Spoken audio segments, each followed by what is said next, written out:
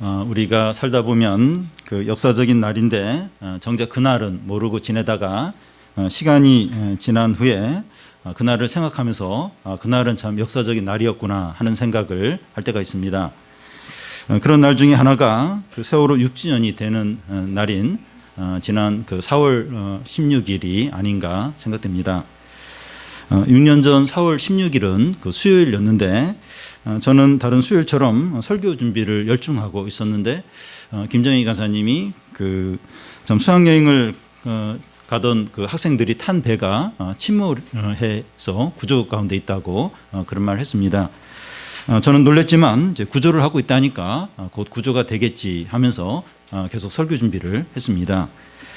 그런데 그날 오후가 되었을 때 배 일부만 이제 바다 위에 올라와 있고 배 대부분은 바다 속에 잠겨서 배 안에 탄 많은 학생들과 승객들은 구조되기가 어렵습니다. 그날 TV 화면을 통해서 세월호의 모습을 본 온 국민들은 탄식하고 절망하고 고통스러워 했습니다. 6년 전 4월 16일이 이제 그런 날이었습니다. 오늘은 이제 다른 주일과 구별되는 특별한 주일이라고 생각됩니다. 교회에 들어오면서 이름과 전화번호를 적고 또 온도 체크를 하고 또 마스크를 하고 또 고사장처럼 이렇게 떨어져서 지금 예배를 드리고 있습니다.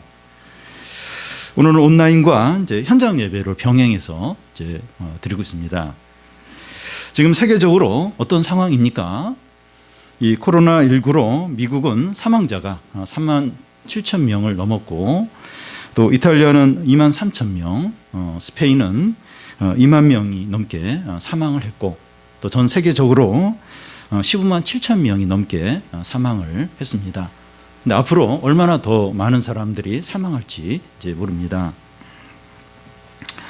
제가 오늘은 그 역사적인 날로 이제 이렇게 생각하는 그런 이유는 우리가 이런 상황에서 부활절 예배를 온라인과 현장 예배로 드리고 있기 때문입니다. 여러분 태어나서 이렇게 예배 드려 본 적 있습니까? 이렇게 고사장처럼 온도 체크하고 이름 적고 그리고 다른 나라에 지금 수천 명이 하루에 목숨을 잃는 그런 상황 가운데서 예배를 드리는 이런 날은 처음이죠. 우리나라 확진자가 1,700명 정도 있는데 만약에 확진자 수만큼 사망자가 이제 발생했다면 너무나 두렵고 절망이 될 겁니다. 그런데 우리나라의 사망자 수가 다른 나라에 비해서 적은 이유는 적고 또 이제 안정세로 이제 들어서고 있는데 하나님의 큰 은혜라고 생각됩니다. 오늘 8주 만에 온라인 예배와 현장 예배를 병행하면서 부활주의를 우리가 지키고 있는데 참 의미가 있고 좀 감사한 날이라고 생각이 됩니다. 오늘 부활의 큰 은혜가 우리에게 임하기를 바랍니다. 부활절은 예수께서 우리 죄를 위해서 십자가에 죽으시고 3일 만에 다시 살아나신 것을 기념하는 날입니다. 예수님의 부활은 우리의 모든 죄가 용서가 되고 우리에게 영생이 주어졌고 예수께서 죄와 사망과 사단을 이기신 그 승리가 우리의 승리라는 것을 확증합니다. 여러분 누구든지 부활을 믿으면 새 사람이 됩니다. 사도행전에 보면 제자들이 예수님의 부활을 믿고 나서 완전히 달라지는 것을 볼 수 있습니다. 예수님의 부활을 믿는 사람은 부활의 기쁨과 능력과 영광으로 살게 됩니다. 그런 사람 중에 한 사람이 바울이에요. 바울은 이제 다메섹 도상에서 부활한 예수님을 만나고 새 사람이 됩니다. 그는 부활하신 예수님을 만난 이후에 삶이 완전히 달라졌고 하는 일도 완전히 바뀌게 됩니다. 오늘 말씀에서 이 바울은 부활하신 예수님을 만난 이후에 그가 하는 일이 어떻게 달라졌는가 하는 것을 말하고 있습니다. 바울은 외적으로 보면 죄수죠. 노예와 같습니다. 그런데 그는 자기가 하는 일에 대해서 너무나 영광스럽게 여기고 감사하고 있어요. 뭐 불평이나 원망이 전혀 없습니다. 지난 시간에 1절에 보면 바울의 현재 상태가 어떠한가 하는 것을 말했는데 그리스도의 일로 이방인들을 위하여 갇힌 자가 되었다는 겁니다. 바울은 무슨 범죄를 해서 갇힌 것이 아니라 이방인들을 위해서 사역을 하다 보니까 갇힌 겁니다. 바울은 부활하신 예수님을 만난 후에 자기가 하는 일이 무슨 일을 한다고 말하고 있습니까? 7절을 보면 이 복음을 위하여 그의 능력이 역사하시는 대로 내게 주신 하나님의 은혜의 선물을 따라 내가 일꾼이 되었노라. 바울은 자신을 일꾼이라고 말하고 있습니다. 일꾼은 이제 종을 이제 말하는데요. 종은 다른 사람을 섬기고 많은 수고를 하지만 대접을 받거나 또 대가를 요구할 수 없는 자입니다. 예수님은 전에 제자들에게 무슨 말씀을 했는가 하면 너희가 수고한 후에 나는 무익한 종이라고 하라는 겁니다. 종은 밭에 가서 일을 하고 집에 들어오면 누가 종에게 밥을 차려주는 것이 차려주거나 쉬라고 그렇게 말하지 않습니다. 주인의 식사를 준비하고 주인이 다 먹을 때까지 기다렸다가 자기가 먹을 것은 스스로 자기가 챙겨서 먹어야 합니다. 그와 같이 말씀을 전하거나 그 영혼을 섬기는 자들은 자신을 무익한 종이라고 항상 고백을 해야 합니다. 7절 앞에 보면 이 바울은 이 복음을 위하여 자기가 일꾼이 되었다는 거예요. 전에 복음을 대적하는 자였지만 부활하신 예수님을 만난 이후부터 이 복음의 일꾼이 된 것입니다. 바울은 복음의 일꾼이 된 것을 얼마나 이렇게 기뻐하고 자랑스러워하고 감사해하는지 모릅니다. 진짜 좋아하는 거예요. 진짜 그걸 행복해하고 영광스럽게 여기고 있습니다. 국회의원 당선된 것보다 고액 연봉자가 된 것보다 더 기뻐요. 너무나 좋아합니다. 이 복음의 일꾼이 되었구나. 이걸 너무나도 행복해합니다. 지난 주중에 이제 노예가 있었는데 저는 노예에 가지 않았습니다. 아니 지금 코로나 때문에 예배도 지금 온라인으로 드리는데 노예에 가서 그래서 안 갔습니다. 이 노예라는 곳은 어느 지역 이제 목사들과 장로들이 모여서 교회 여러 행사들 또 어려움을 나누는 이제 협의회와 같은 겁니다. 그런데 이 목사들이 모이다 보니까 섬기는 교회 규모가 이제 비교가 안 될 수 없습니다. 이 대형 교회를 섬기는 이제 목사들은 이제 성공한 목사로 여겨지고 이제 작은 교회 이제 목사는 약간 실패한 이제 목사로 이제 여겨지는 거예요. 큰 교회 목사는 우월감을 갖고 이 작은 교회를 섬기는 목사는 약간 위축이 이제 됩니다. 저희 교회 규모는 중간 정도예요. 우리 교회 작지만 그래도 이제 우리보다 작은 교회들이 또 많이 있습니다. 교회가 이제 크든지 작든지 사람들이 알아주지 않든지 목사는 복음의 일꾼이죠. 그 자체가 영광스러운 겁니다. 복음의 일꾼을 이제 종이라고 하는데 종이 무슨 자랑할 것이 있고 누가 알아준다고 해서 또 알아주지 않는다고 해서 그걸 힘들어하고 그럴 게 이제 없는 거죠. 종인데 뭘 인정을 받으려고 할 것이 있겠습니까? 복음의 일꾼은 그 자체가 영광스럽죠. 너무나도 귀한 겁니다. 예수님의 부활을 믿는 자들은 복음의 일꾼이라고 할 수 있습니다. 우리는 넓은 의미에서 복음의 일꾼들입니다. 그래서 우리가 주일학교 교사로, 성경공부 리더로, 또 캠프 교사로, 다양한 섬기는 자들로 다 복음의 일꾼들입니다. 우리가 복음의 일꾼으로 최선을 다할 때 그 자체가 영광이에요. 너무나도 귀한 겁니다. 혹은 직업이 없고 또 알바하고 그래도 이제 복음을 이렇게 전하는 또 가르치는 그런 일꾼이면 영광스러운 거예요. 너무나도 귀한 겁니다. 우리는 직분이 없더라도 이 복음을 전하는 자다. 이걸 생각하면서 기뻐하고 감사하고 또 이걸 소중히 여기시기를 바랍니다. 바울은 자기가 어떻게 복음의 일꾼이 되었는가 하는 것을 또한 말합니다. 7절 중간에 보면 내게 주신 하나님의 은혜 선물을 따라 일꾼이 되었다는 거예요. 바울은 전에 이제 교회와 기독교 신자들을 핍박하는 그런 자였습니다. 그는 이 복음의 일꾼이 되기에 가장 부적합한 자였습니다. 마치 금융사기의 전과가 있는 사람에게 금융감독원의 일을 맡기는 것과 같습니다. 바울은 전혀 이런 일을 하기에 합당치가 않아요. 전혀 자격이 안 되는 자입니다. 그런데 그런 바울이 어떻게 복음의 일꾼이 되었습니까? 내게 주신 하나님의 은혜의 선물을 따라 하나님의 은혜 때문입니다. 바울은 이 고린도 전서에서는 내가 나된 것은 은혜 때문이다 이렇게 말했습니다. 바울의 학식이나 열심이나 선행 때문이 아니라 오직 하나님의 은혜 때문입니다. 저는 저 자신을 돌아보면서 한 번씩 제가 어떻게 이 자리에 서 있고 이런 사역을 할 수 있는가 이해가 안 돼요. 그리고 전혀 합당치 않다 이런 생각을 합니다. 저는 목사가 되기 전에 저는 이제 목사가 이제 목사의 어떤 자격, 조건이나 성품을 이렇게 생각하면 전혀 맞지가 않습니다. 저는 지금도 유치한 욕심과 유혹에 막 흔들려요. 그리고 막 거기에 막 갈등하고 그런 자입니다. 이것을 처음부터 깨달았으면 이 길에 들어서지 않았을 텐데 너무 늦게 깨달았어요. 원래 이 축구 선수가 되고 싶은데 축구를 했어야 됐나? 근데 지금 뭐 이렇게 축구로 전향을 해도 누가 받아줄 사람도 없고, 그러니까 막 이게 너무 늦게 깨달으니까 뭐 이러지도 못하고 저러지도 못하고 참 그런 답답함을 느낄 때가 있습니다.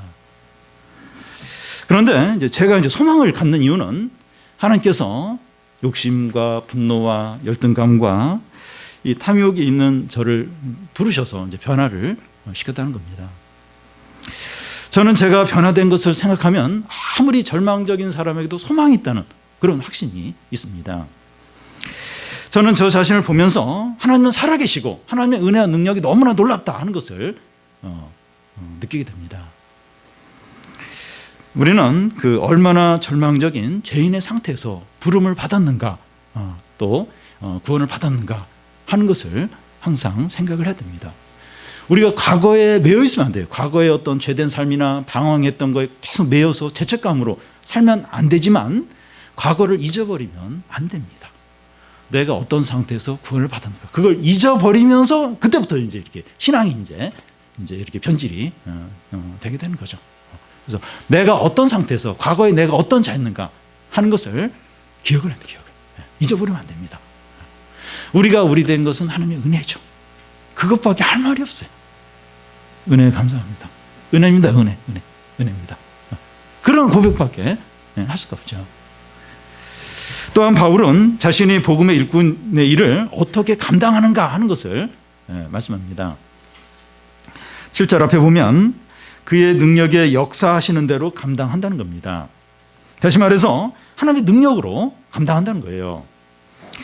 이와 비슷한 말씀이 이제 빌립보서에 보면 내게 능력 주신 자에서 내가 모든 일을 한다 이제 하는 말과 같습니다. 우리 교회 이제 초창기 때 그때는 이제 부인들이 좀 젊기도 하고 그래서 막 열심히 이제 여러 가지를 했는데 특히 부활주일에 뮤지컬을 했어요. 연극도 아니고 뮤지컬을 참 이렇게 열심히 준비해서 은혜 가운데 한 적이 이제 있습니다. 그 뮤지컬 중에 대사 중에 내가 미쳐 하는 그런 아주 유명한 말을 이제 하기도 했습니다. 이 바울반에 이제 한 청년이 그 부인들이 하는 그 뮤지컬을 보고 나서 사람들 앞에서 한다면 저렇게 못할 텐데 하나님 앞에서 이제 한다 이런 걸 느꼈다는 거예요.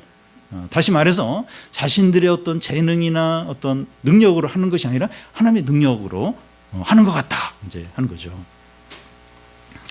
바울은 복음을 전할 때 사람들이 믿고 변화되고 구원받는 것은 하나님의 능력 때문이라는 거예요.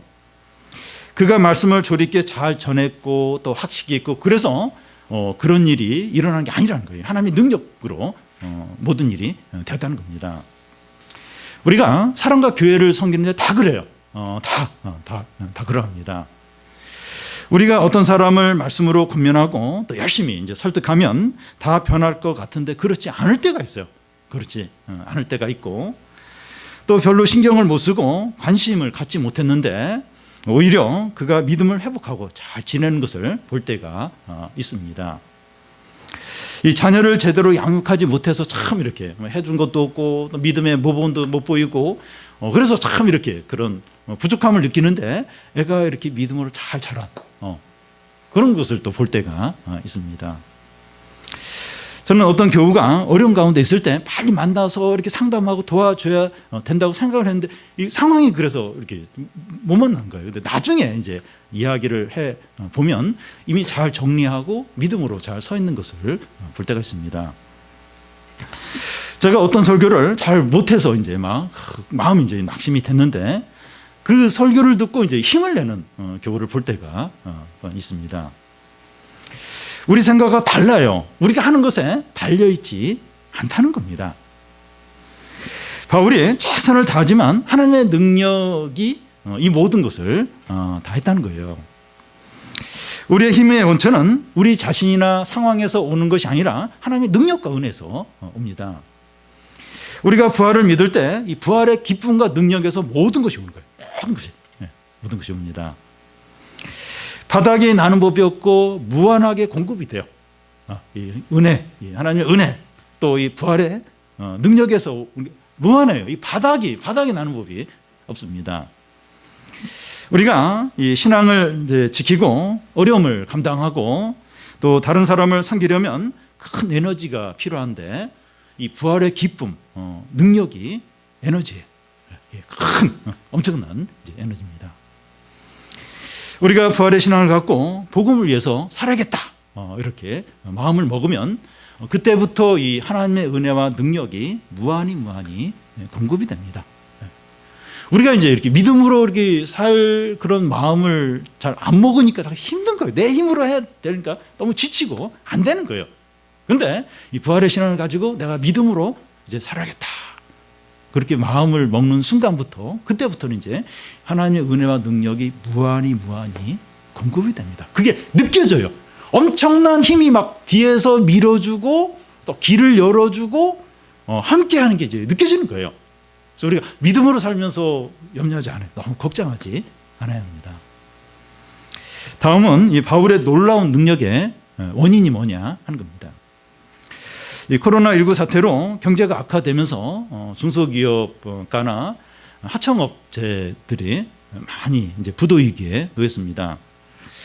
은행이나 국가에서 이제 대출을 한다고 하는데 돈을 구하기가 너무나도 어렵습니다. 이 저리로 필요한 만큼의 자금을 빌려주는 곳이 있다 이러면 너무나도 고마울 겁니다. 바울은 하나님의 능력과 은혜로부터 힘과 에너지를 공급받는다고 했습니다. 그는 하나님으로부터 오는 힘과 능력으로 엄청난 사역을 했습니다.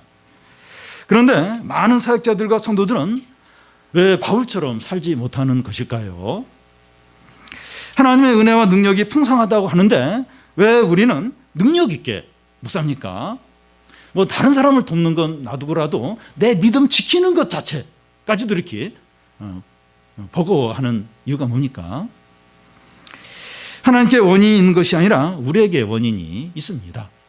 그 은혜가 그렇게 풍성하고 넘치고 무한하다고 하는데 왜 나는 그런 혜택을 전혀 못 누릴까? 왜 나는 그렇게 무기력할까? 이게 문제가 있는데 우리에게 무슨 문제가 있습니까? 예를 들겠는데요. 한 통에 이제 물이 있고 이제 다른 통에 이제 물을 옮기려고 하는데 뭐 여러 가지 방법이 있어요.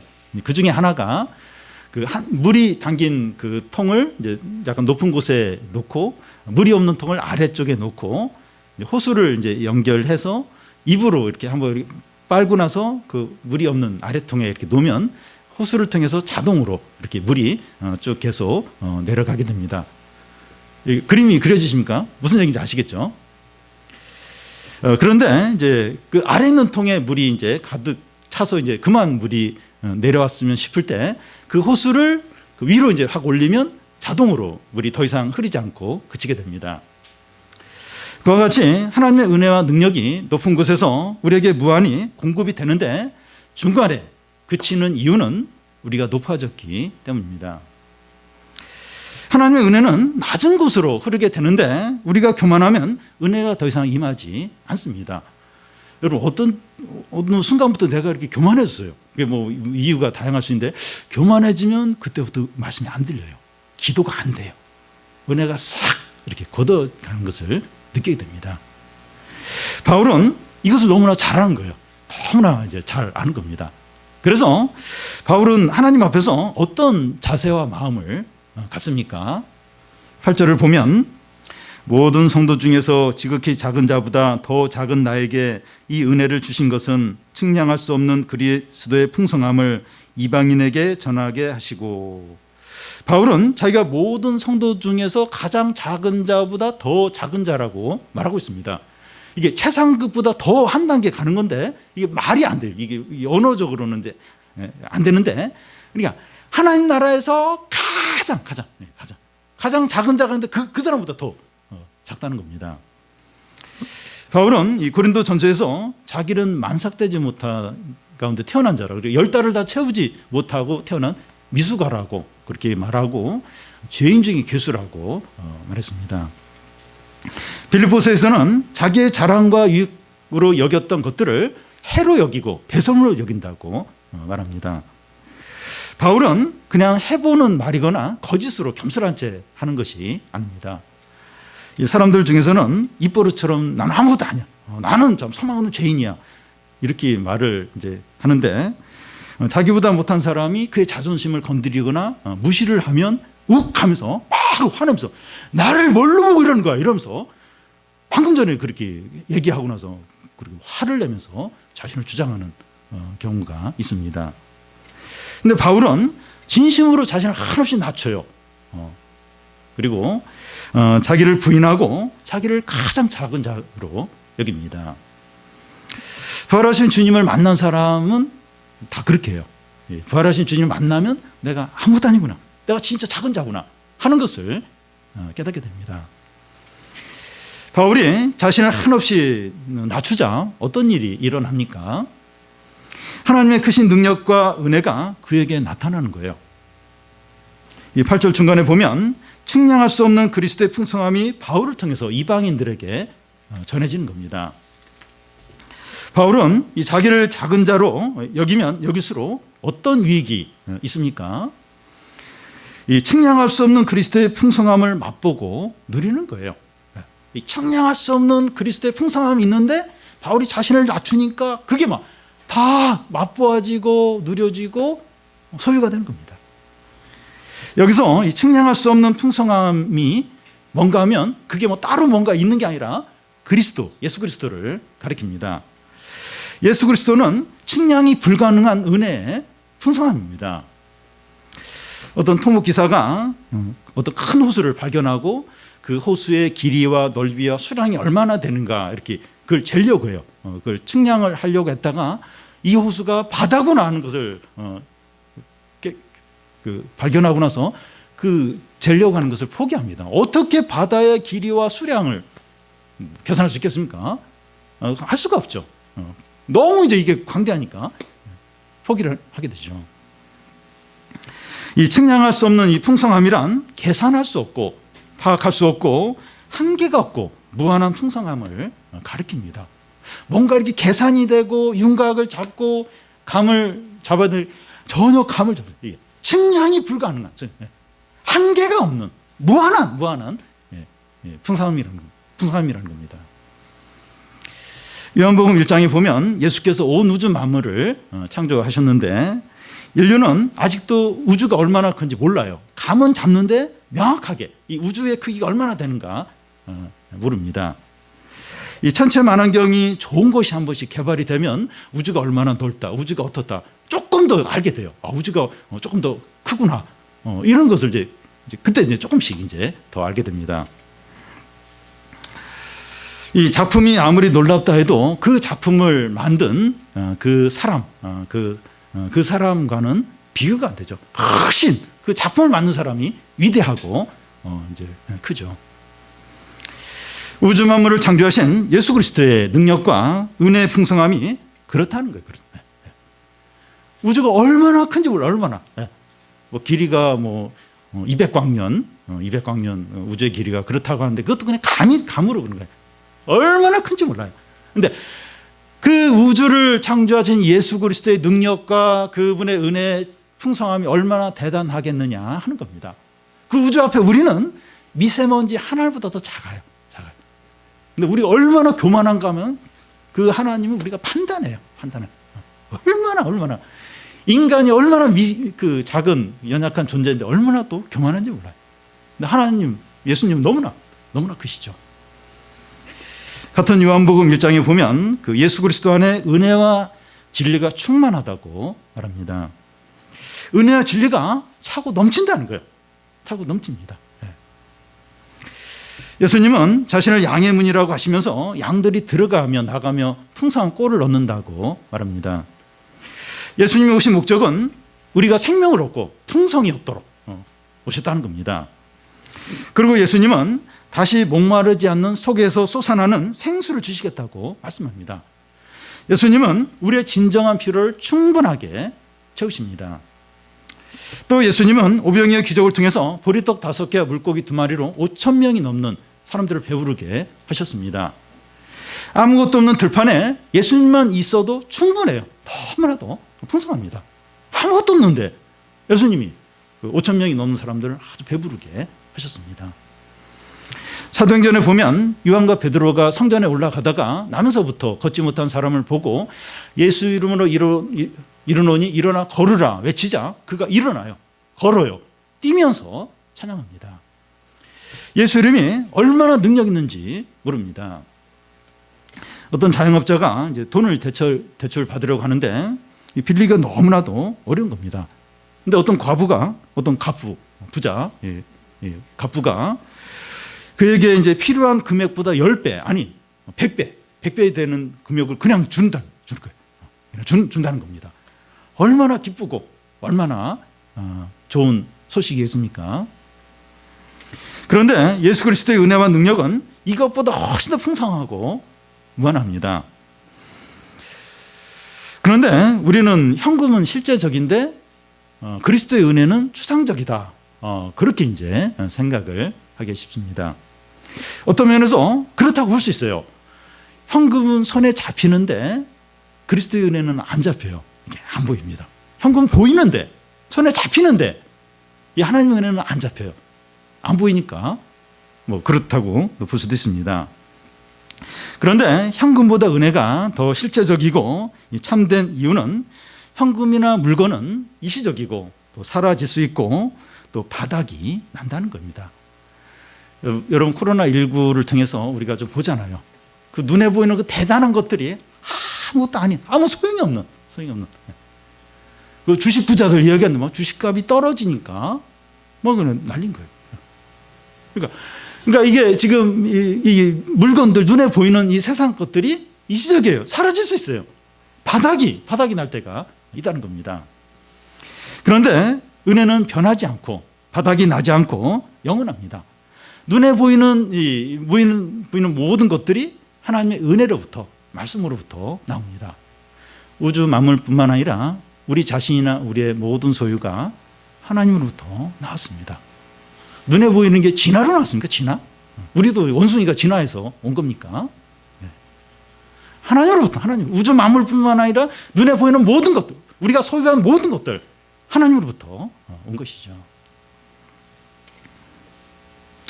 그래서 이 하나님의 말씀과 은혜는 추상적인 것이 아니라 진정으로 실제적이고 참됩니다.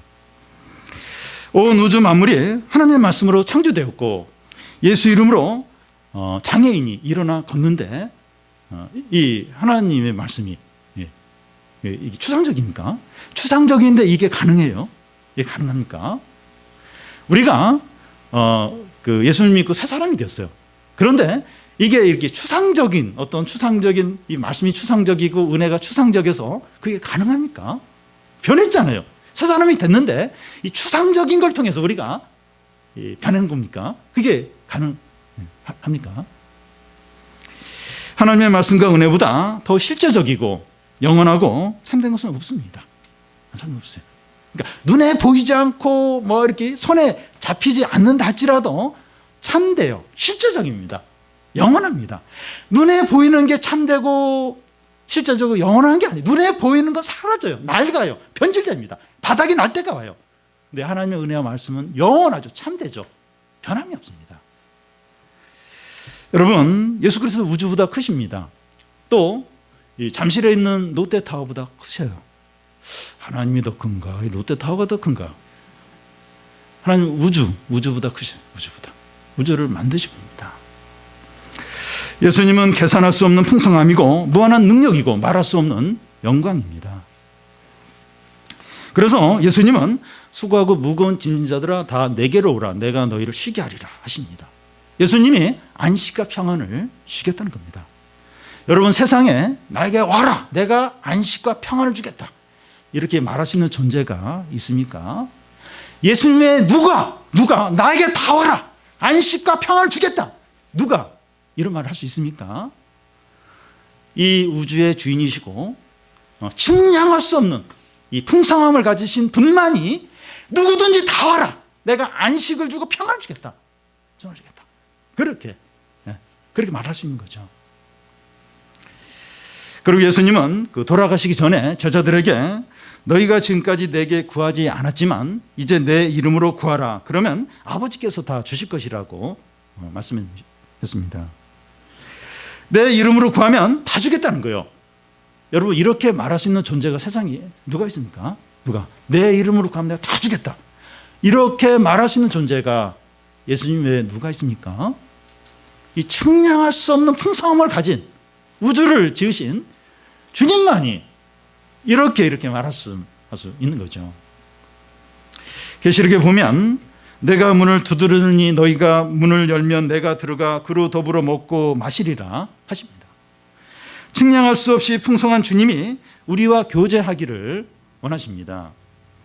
지금 주님께 마음의 문을 활짝 열고 교제를 하라는 겁니다. 우주보다 더 크시고 측량할 수 없이 풍성하신 주님이 교제하자고 초청하는데 어떻게 하시겠습니까? 지금 우리 그렇게 하세요. 이 측량할 수 없는 엄청난 풍성하신 그 주님이 교제하자고, 우리 교제하자고 우리를 초청하세요. 어떻게 하겠습니까? 바쁘고 손해볼 것 같고 상황이 어려워서 거절하겠습니까? 수고하고 무거운 짐자들아 다 내게로 오라 하시는데 피곤해서 안 갈래요, 그렇게 거절을 하시겠습니까? 우리가 주님과 교제하면 누가 손해입니까? 내가 주님과 교제하려고 했더니 주님이 이거 내놔라 저거 내놔라, 그래서 다 빼앗기고 그러십니까? 우리의 어떤 물질이든지 수고든지 재능이든지 그거 주님 가져서 뭐에 쓰시겠습니까? 온 우주의 주인인데, 세상의 모든 것의 주인이신데, 측량할 수 없는 풍성함을 가진 주님인데 그 주님이 교제하자 그래요. 근데 손해보고, 시간 손해보고 또 뭐 손해보고, 손해봅니까? 누가 손해봅니까? 우리의 삶과 가정과 교회 적극적으로 주님을 모셔야 하지 않겠습니까? 지금도 불러요. 우리 교제하자. 불러. 내가 주겠다. 이 풍성한 모든 좋은 것들, 영원한 거 다 주겠다. 내 이름으로 뭐든지 구해라. 불러. 지금 불러요. 내 자신의 삶 가운데, 우리 가정 가운데, 교회 안에 적극적으로 이 주님을 모셔야 드려야 되지 않겠습니까?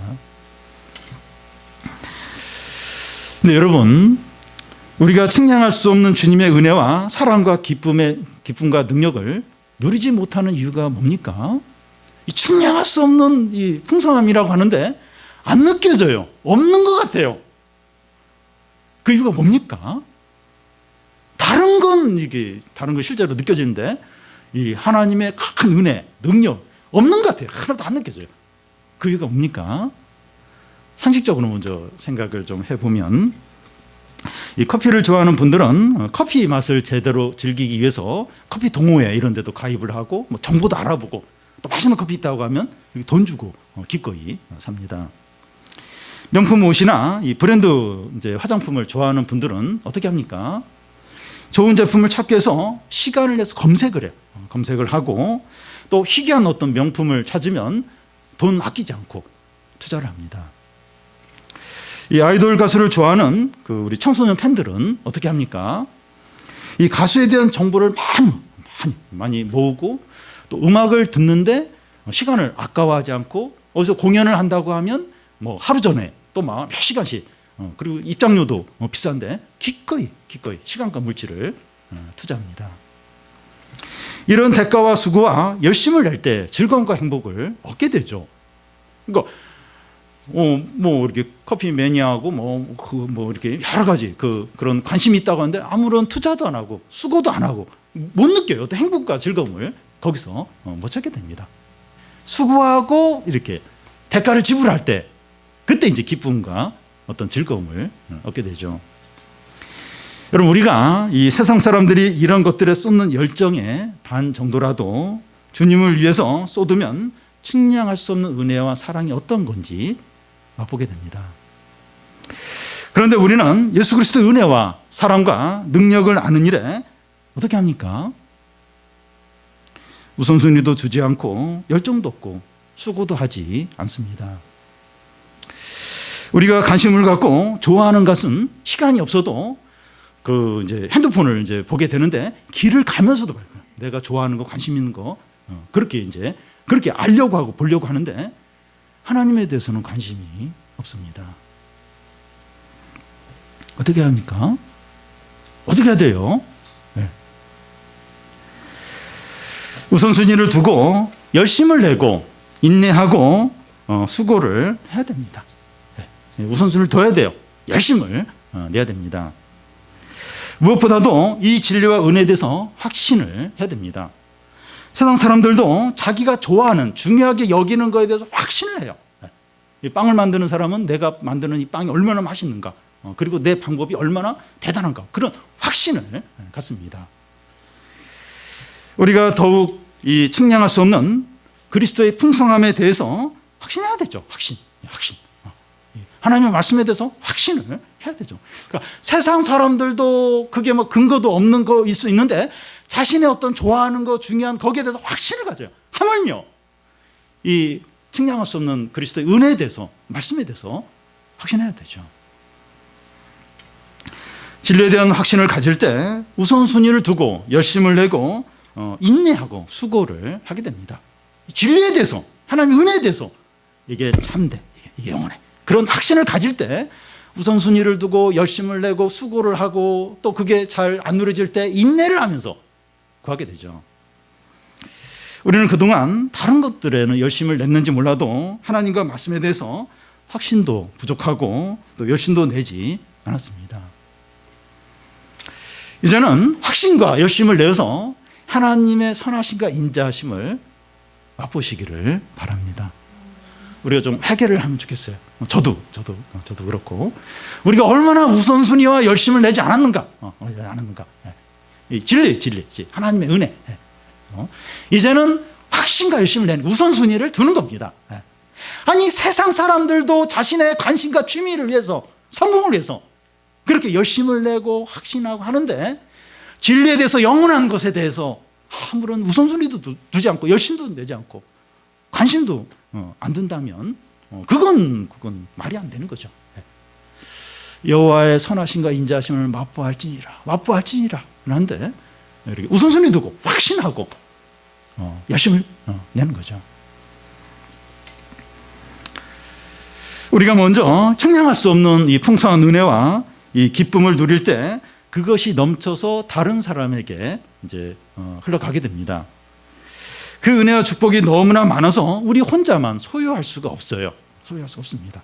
막 주머니에 구겨 넣고 막 어디 할래도 너무 많아가지고 이걸 혼자서 이게 갖기는 너무나도 큰 거예요. 너무나도 우주보다도 크신 하나님의 은혜인데 그걸 어떻게 나 혼자 독점을 하는 게 가능하겠습니까? 남에게 나눠줄 수밖에 없습니다. 여러분, 이 전도와 선교는 우리 각자와 교회에 은혜의 말씀이 넘쳐서 밖으로 흘러가는 것을 말합니다. 측량할 수 없는 그리스도의 풍성함이 우리 마음과 가정과 교회에 넘치면 이런 놀라운 전도와 부흥이 일어나게 됩니다. 이 전도와 선교는 우리의 재능이나 또 우리의 능력이나 우리의 가진 것으로 하는 것이 아니라 이 풍성하게 넘쳐 흐르는 이 하나님의 은혜를 가지고 하는 거예요. 그러니까 내 것을 가지고 하는 게 아니라 하나님의 것을 가지고 하는 겁니다. 근데 그게 엄청나요. 우리는 이제 통로로 철저히 사용이 되는 거죠. 하나님께서 바울을 복음의 일꾼으로 삼으신 또 하나의 이유는 만물을 창조하신 하나님의 비밀의 경륜을 드러내기 위해서라는 겁니다. 9절을 보면 영원부터 만물을 창조하신 하나님 속에 감추어졌던 비밀의 경륜이 어떠한 것을 드러내게 하려 하심이라. 참 한국말이 좀 어렵죠. 저도 이거 몇 번 읽었는데 이게 무슨 말인가? 이렇게 무슨 말인가 조금. 근데 그렇게 어려운 말씀이 아닙니다. 만물을 창조하신 그 하나님이라고 하는 것은 하나님이 세상 만물을 창조하셨다는 것을 말합니다. 하나님은 세상에 대한 목적과 계획을 가지고 계십니다. 세상은 스스로 돌아가거나 권력자들에서 움직이는 것이 아닙니다. 코로나19로 온 세상이 지금 패닉 상태에 빠져 있는데 이 코로나 바이러스가 자기 마음대로 돌아다니는 것이 아니라 하나님의 통제와 다스림을 받습니다. 그런데 사람들은 코로나 바이러스로 세계에 일어난 일과 하나님을 별개로 생각합니다. 하나님도 이 바이러스에 대해서는 어떻게 할 수 없는 것으로 여깁니다. 하나님보다도 오히려 바이러스가 더 강력한 것으로 여깁니다. 그런데 바울이 이 복음의 일꾼으로 드러내려고 하는 것은 이 세상에 대한 하나님의 말씀입니다. 바울은 말씀을 통해서 하나님께서 세상에 대해서 계획과 목적을 가지고 있고 이 세상을 자신의 계획대로 다스리고 있다 하는 것을 증거합니다. 이번에 이제 코로나19를 보니까 선진국, 후진국을 안 가려요. 전에는 뭐 다른 거 보면 뭐 이렇게 약간 후진국이나 주로 이제 거기서 막 이렇게 많이 그러는데 선진국, 후진국 가리지 않고 또 뭐 정치인이나 배우나 스포츠 스타나 또 의사나 뭐 청소하는 분들이나 뭐 그런 계층을 가리지 않고 모두에게 다 모두를 다 뚫고 들어갔습니다. 또 의료, 또 교육, 운송 모든 체계를 다 마비시켰고 그동안 인류가 쌓아올린 기술과 문화와 법과 모든 시스템들을 다 쓰러뜨렸습니다. 이 모든 것이 하나님의 뜻대로 사람의 뜻대로 세상이 돌아가는 거라면 이런 일은 일어나지 않을 거예요. 여러분 그 미국, 영국, 프랑스, 독일 대단한 나라들이죠. 대단한 나라. 독일은 뭐 그렇지 않지만 그 영국, 프랑스, 뭐 그 미국 그런 나라의 사망자가 10,000명이나 10,000명. 어떻게 최고의 의료와 기술을 가진 나라가 어떻게 이 바이러스로 그렇게 10,000명씩 10,000명 이상 죽는 게 가능합니까? 만약에 이 세상이 사람의 뜻대로 사람의 능력으로 통제가 된다면 이런 일은 일어나지 않았을 거예요. 최고의 기술과 의료를 가지고 있는데 10,000명이 며칠 한두 달 사이 10,000명이 죽어. 뭐 30,000명, 37,000명씩 죽어. 이게 보여주는 게 하나님의 세상을 다스린다는 거죠. 다스린다는. 인간이 너무 교만해서 너무 악했어요. 이런 일을 통해서 세상은 하나님이 다스린다. 너희들이 바이러스 하나 지금 감당을 못하지 않느냐. 증거를 하는 거죠. 증거를. 내가 바로 이 세상을 다스린다. 증거를 이제 하신 겁니다. 하나님께서 세상을 다스리는 가장 분명한 또 하나의 증거는 예수님을 세상에 보내시고 사람들의 죄를 위하여 십자가에 죽게 하시고 3일 만에 다시 살아나신 겁니다. 예수님의 부활이 하나님께서 온 세상을 다스리고 자신의 계획에 따라서 세상을 주관한다는 것을 증거합니다. 근데 우리 사회는 이번에 부활절에 많은 관심을 가졌는데 그 이유가 교회가 부활절 예배를 드리면서 전염병을 감염시키지 않을까 그런 염려 때문에 관심을 가졌습니다. 물론 교회가 그런 면에서 조심을 해야 합니다. 그런데 세상은 부활하신 주님께 전혀 관심을 두지 않고 오직 바이러스에만 관심을 둡니다. 인류를 위해서 죄인들을 위해서 주님이 부활을 하셨는데 사람들은 전혀 관심이 없어요. 왜 예수가 부활했어? 왜 부활절 때문에 우리가 이렇게 피해를 봐야 돼? 오직 거기에만 관심을 갖습니다. 인류를 위해서 모든 죄인들을 위해서 하나님의 아들이 죽었다가 다시 살아났는데 관심이 없어. 왜 부활을 해가지고 우리를 지금 이렇게 불안하게 만드느냐? 왜 부활절이 있느냐? 세상은 그렇습니다. 물론 조심해야 되죠. 교인들이 조심해야 되는데 전혀 부활의 주님에도 관심이 없어. 관심이 전혀 없어요. 없습니다. 여러분 하나님은 부활하신 예수 그리스도 안에서 하늘에 있는 것과 땅에 있는 것을 통일시키십니다. 그리스도 안에 온 우주와 우주 만물을 통일시키려고 하십니다. 그런데 그게 비밀이에요. 그게 이제 비밀입니다. 하나님께서 이제 바울을 통해서 그 비밀을 이제 드러내려고 이제 하십니다. 바울이 말씀을 통해서 드러낸 하나님의 비밀이 무엇입니까? 예수님은 죽음에서 부활하심으로 세상과 죽음과 사탄을 이기셨고 온 땅과 하늘과 하늘을 다스리는 권세를 가졌다는 겁니다. 그 예수님이 세상 끝날까지 우리와 함께 하신다는 거예요. 그래서 두려워하지 말라는 거예요. 세상을 두려워하지 말라는 겁니다. 세상에서 믿음으로 살면서 절망하지 말라는 거예요. 그러니까 바울이 지금 이렇게 비밀을 이야기하는데 그게 뭔가 하면 예수님이 우리 죄를 위해서 죽으신 가운데 다시 부활하시고 그래서 세상과 죽음과 사단을 이겼다는 거예요. 세상을 다스리신다는 거예요. 그 주님이 우리와 함께 하신다. 이게 비밀입니다. 이걸 왜 비밀이라고 하는가 하면 세상은 몰라요. 또 알려고도 하지 않아요. 그렇기 때문에 비밀이다 이렇게 하는 겁니다. 한국은 이제 코로나19에 대해서 이제 안정세에 좀 접어들었는데 몰라요. 또 앞으로 어떻게 될지 우리가 계속 조심은 해야 되는데 미국과 유럽 국가들은 확진자와 사망자가 엄청나게 지금도 증가를 하고 있고 가까운 일본도 지금 급격하게 늘어나는 추세입니다. 앞으로 경제나 교육이나 모든 부분이 어떻게 될지 불투명하고 불안합니다. 그런데 하나님께서 코로나19를 다스리고 계십니다.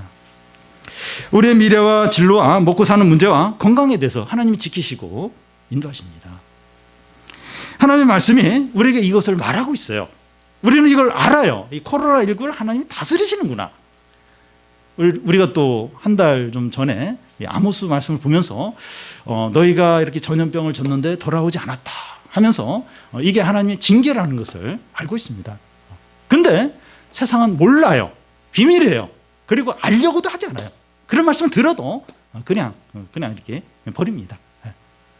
근데 우리는 말씀을 알면서 이 코로나19가 이 세상을 하나님이 주관하시는구나. 다스리시는구나. 그걸 알아요. 알고 그렇게 두려워하지 않습니다. 세상은 부활의 주님께 아무런 관심이 없습니다. 그런데 우리는 부활의 주님을 믿고 사랑하고 의지합니다. 그래서 우리는 부활의 기쁨과 능력과 영광으로 모든 일을 하고 어려움을 이깁니다. 여러분 지금 세상 사람들이 얼마나 비참하고 황폐화되고 절망 가운데 살고 있습니까?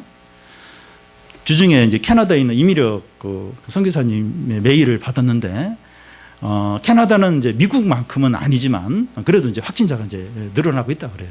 그래서 캐나다 정부에서는 길을 갈 때 두 사람이 붙어 있지 못하도록 그러면 이제 벌금을 이제 물린다는 거예요. 그래서 가족 외에는 다 이렇게 2m 이상 떨어져서 이제 이렇게 다녀야 되고 공원과 모든 부분이 다 폐쇄가 되고 그 7월까지 아마 이런 게 지속이 될 거라고 그렇게 말합니다. 여러분 이런 가운데서 예수님 믿는 사람은 나아요. 그래도 이렇게 기도하고 또 이렇게 신앙생활을 하니까 나은데 여러분 세상 사람들은 무슨 재미로 삽니까? 야구 보고 축구 보고 또 그런 거 이제 보면서 이제 그걸 낙으로 사는데 이 코로나 때문에 뭐 축구, 야구 모든 스포츠가 다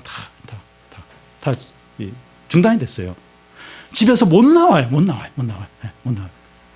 부부싸움하고 애 패고 가정폭력이 엄청나게 늘어납니다.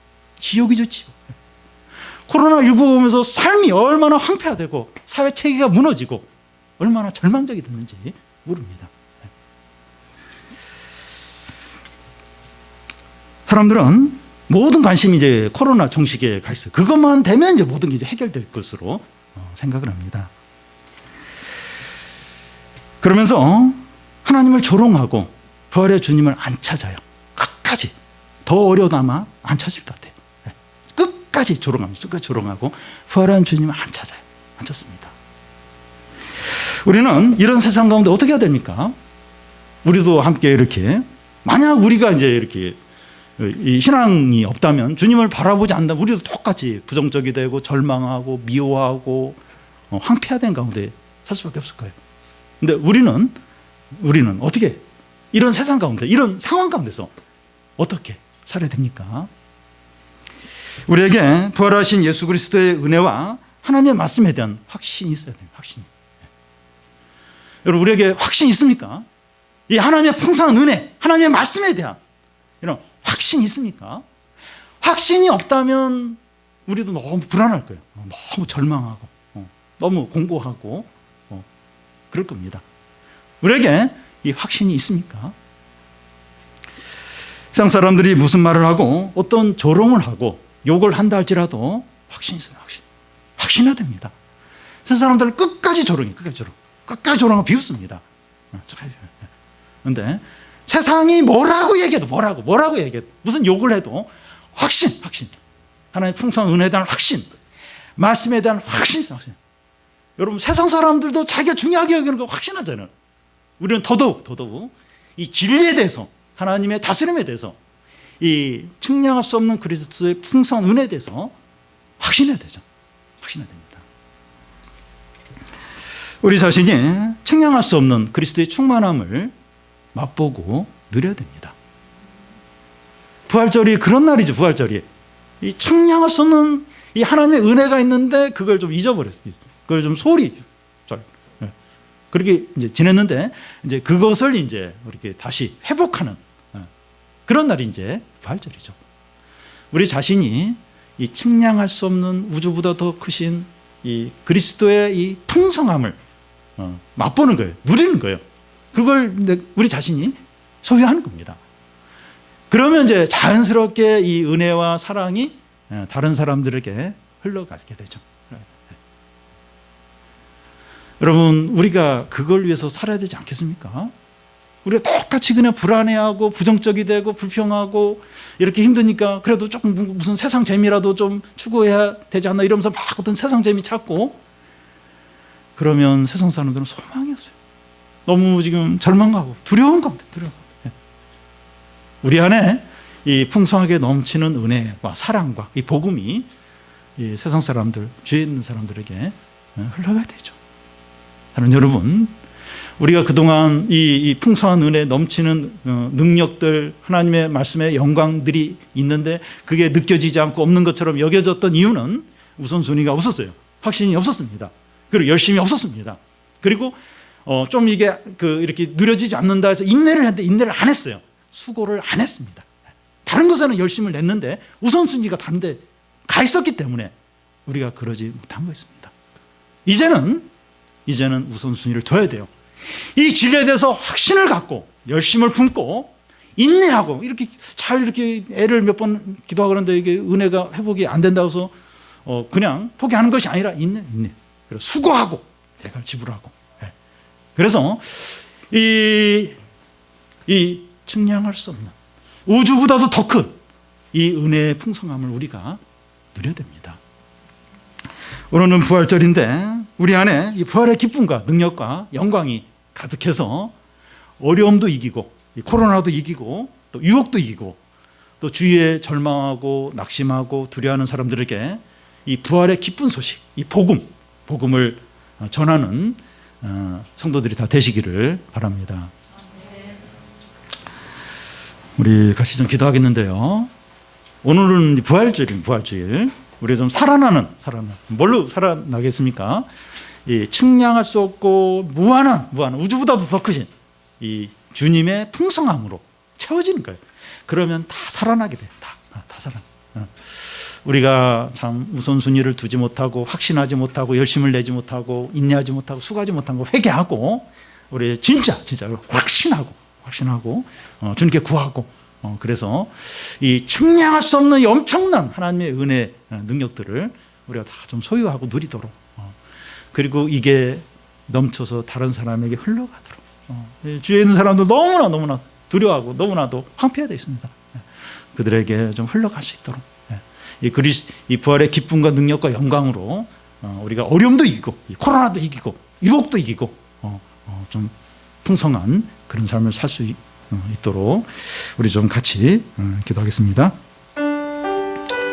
살아계신 하나님 아버지, 참 이 세상이 너무나 어려운 가운데 있는데 참 우리도 같이 힘들어지고 불안해하고 있습니다. 너무나도 공고하고 또 너무나도 낙심하고 너무나도 어렵습니다. 하나님 아버지, 이런 가운데서 우리가 부활절 예배를 드리고 있습니다. 하나님 아버지, 우리가 부활의 신앙을 회복해서 측량할 수 없고 넘치는 그리스도의 풍성함을 누리게 하여 주옵소서. 하나님 아버지, 이게 얼마나 실제적이고 참된지 모릅니다. 우리가 우선순위를 정하고 확신하고 열심을 내고 인내하고 구함으로 이것을 다 누리고 맛보게 하여 주시옵소서. 그래서 어려움을 이기게 하여 주옵소서. 유혹을 이기게 하여 주옵소서. 코로나도 이기게 하여 주시옵소서. 하나님 아버지, 또 주위에 힘들어하는 사람들이 너무나도 많습니다. 절망하고 두려운 사람들이 많습니다. 하나님 아버지, 그들에게 이 부활의 기쁜 소식, 이 넘쳐나는 은혜들을, 이 사랑을 전하게 하여 주옵소서. 하나님 아버지, 세상은 조롱합니다. 비웃습니다. 또 욕을 합니다. 하나님 아버지, 더더욱 확신을 갖게 하여 주옵소서. 하나님 아버지, 그래서 우리를 통해서 사람들이 돌아오고 구원을 얻는 그런 은혜를 우리가 누리게 하여 주시옵소서. 하나님 아버지, 역사하여 주옵소서. 은혜 베풀어 주옵소서. 성령으로 함께해 주시옵소서. 하나님 아버지, 회복시켜 주옵소서.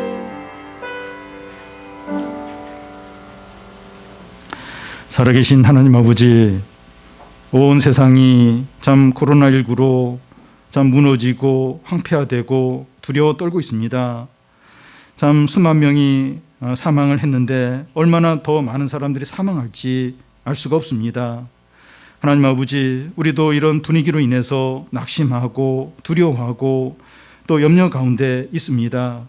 하나님 아버지, 그러나 오늘 부활주의를 통해서 우리에게 부활의 능력과 영광과 기쁨을 주셔서 감사를 드립니다. 측량할 수 없고 또 헤아릴 수 없는 무한한 그리스도의 풍성함을 맛보고 누리게 해주셔서 감사를 드립니다. 하나님 아버지, 우리가 그동안 확신하지 못했습니다.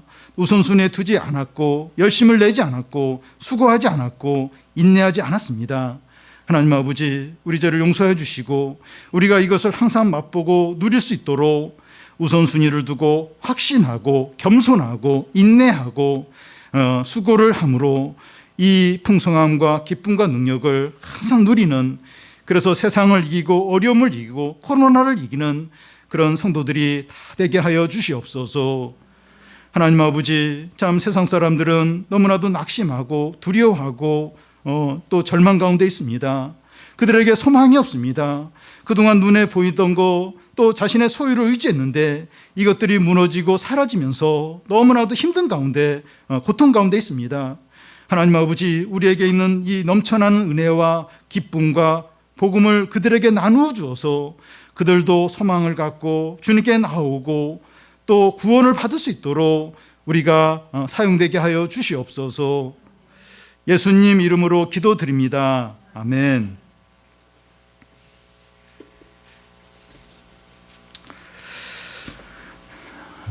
우리 좀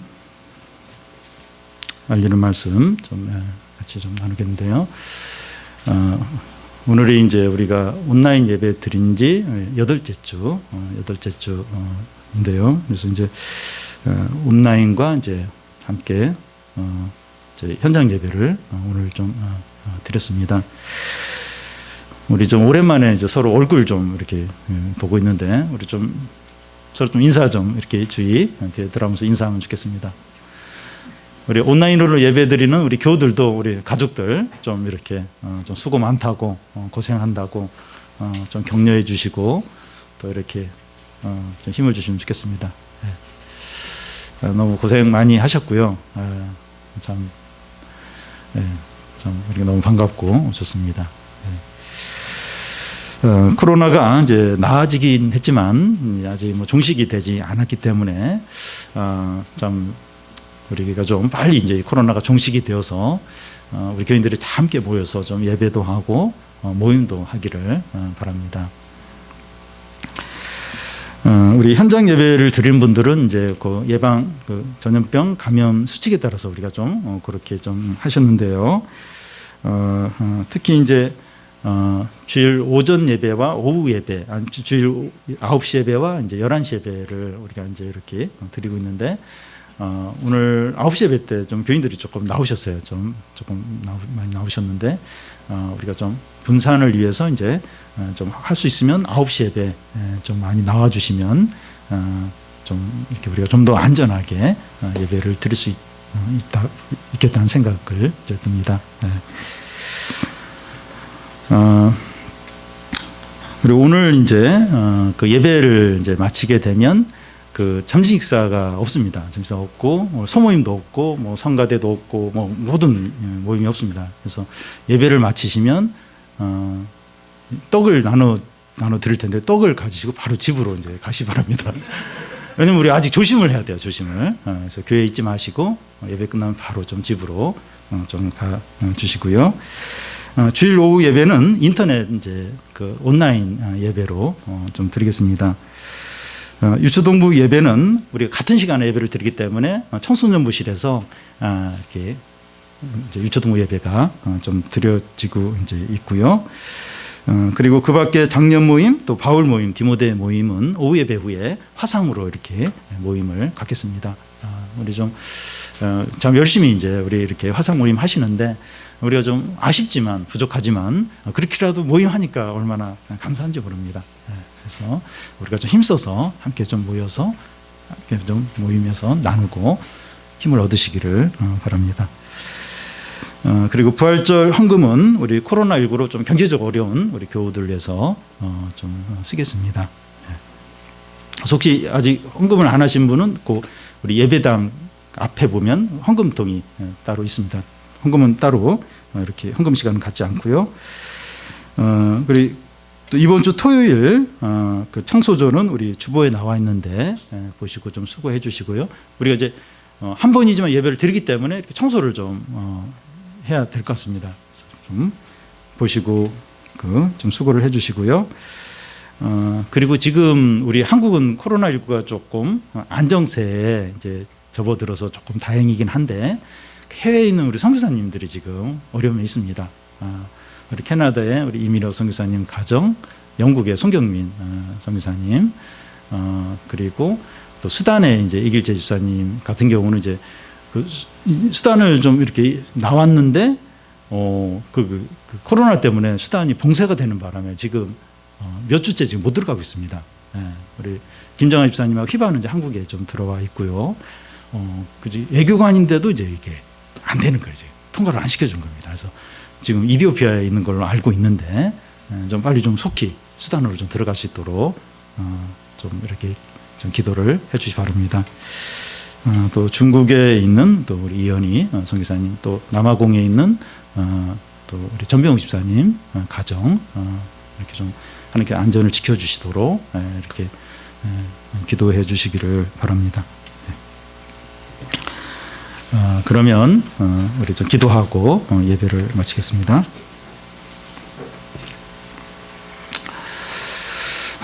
살아계신 하나님 아버지, 참 모든 것이 어렵고 절망적인 상황 가운데서 이 부활절 예배를 통해서 우리에게 기쁨과 능력과 영광을 보여주셔서 감사를 드립니다.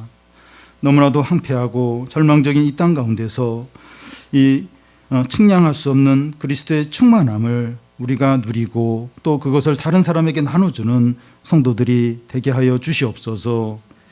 하나님 아버지, 우리 성도들이 참 코로나19로 인해서 참 함께 예배드리지 못하고 온라인과 오프라인으로 나뉘어서 예배를 드리고 있습니다.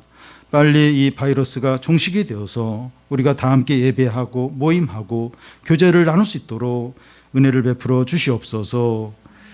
또 이 코로나로부터 우리 교우들을 지켜주시고 특히 어르신들과 아이들을 보호하여 주시옵소서. 또 미국과 유럽에 참 이 코로나로 인해서 수만 명이 목숨을 잃고 있습니다. 코로나가 참 속히 중단되게 하여 주시고, 그리고 특히 해외에 나가 있는 우리 선교사님들, 우리 교우들 지켜주시고 안전하게 보호하여 주시옵소서. 경제적으로 어려운 분들이 있습니다. 하나님께서 피로를 채워주시고 우리 수험생 자녀들 믿음이 잃지 않고 믿음으로 공부를 잘 감당하고 온라인으로 이렇게 학교 가지 않고 집에 있는 우리 자녀들 참 이렇게 할 거 잘하고 또 믿음으로 생활할 수 있도록 붙들어 주시고, 우리 자녀들과 또 우리 가정을 이끄는 우리 주부들 지치지 않도록 기쁨을 주시고 은혜를 주시옵소서. 또 믿음이 약한 분들 이렇게 함께 잘 모이지 못하는 것으로 인해서 신앙이 약해지지 않도록 지켜주시고 우리가 서로 잘 돌볼 수 있도록 함께하여 주시옵소서. 우리가 또 이렇게 온라인으로도 예배를 드리고 또 화상으로 모임을 갖고 있습니다. 참 부족하지만 은혜를 더하여 주시고 또 그런 화상 모임 가운데 격려가 있고 기쁨이 있고 또 회복이 있는 복된 모임들이 될 수 있도록 함께하여 주시옵소서. 이제는 우리 주 예수 그리스도의 은혜와 하나님의 크신 사랑과 성령의 함께하심이 부활절을 맞이해서 부활의 기쁨과 능력과 영광을 누리고 측량할 수 없는 그리스도의 풍성함으로 누리면서 참 이것을 다른 사람에게 나눠주기 원하는 모든 교우들 위해 영원토록 함께 있을지어다. 아멘.